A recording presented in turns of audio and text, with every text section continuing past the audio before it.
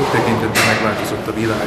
Azoknak a gigantikus kulturális intézményeknek az ideje legalábbis egy időre véget ért, amikhez hozzászoktunk. Egészen más típusú kezdeményezések ideje van, amelyek elsősorban egy sokkal közvetlenebb, direktebb viszonyt eredményeznek a kultúrával. Az ilyen típusú kezdeményezések igen sok vitalitást hordoznak. És én egy kicsit ennek érzem itt az ízét, a levegőjét. Egészen más szinten, sokkal inkább egy szociális szinten, egy emberi szinten,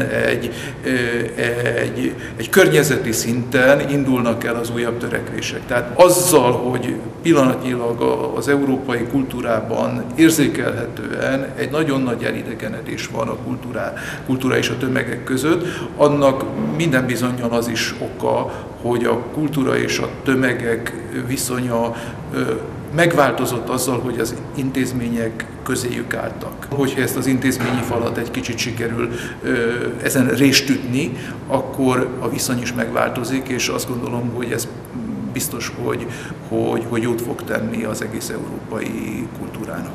Mindenképpen azt várnám attól, ami történik, hogy sose keltse annak a fajta intézménynek a benyomását, amely már elveszítette a személyes arcát.